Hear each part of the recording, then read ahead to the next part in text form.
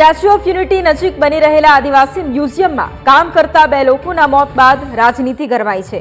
કેવડિયા અને ગભાડા ગામના 2 આદિવાસી યુવાનોને ચોરીની શંકામાં માર મારતા તેમનું મોત નીપજ્યું।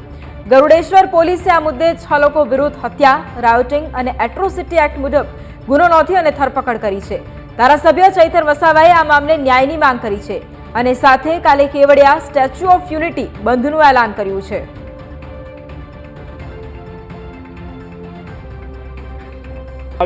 અને ઉપરથી અમે બદનામ અને આ કેસને રફે દફે કરવા માટે એમણે ચોરીનો ઇલ્ઝામ લગાવ્યો છે। એટલે જ્યાં સુધી એનો ખુલાસો નહીં આવશે ત્યાં સુધી અમે ડેડ બોડી અંતિમ સંસ્કાર કરવા માટે નથી જવાના। બીજું, આવતીકાલે કેવડિયા ગરુડેશ્વર સદંતર બંધનું એલાન આપીએ છીએ।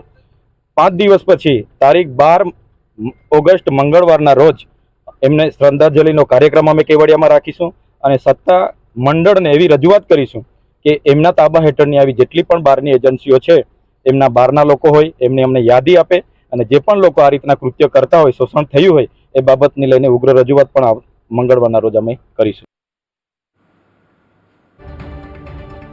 તો આદિવાસી યુવક પર હુમલાની ઘટનાને લઈને સાંસદ મનસુખ વસાવાએ પણ ટ્વીટ કર્યું છે। સાંસદ મનસુખ વસાવાએ કેવડિયા ખાતે બનેલી આ ઘટના અંગે ટ્વીટ કરીને કહ્યું છે, આ ઘટનાને તેમણે સખત શબ્દોમાં વખોડી બંને પરિવારજનોને ન્યાય મળે એ માટે પોલીસને સૂચન કર્યું છે।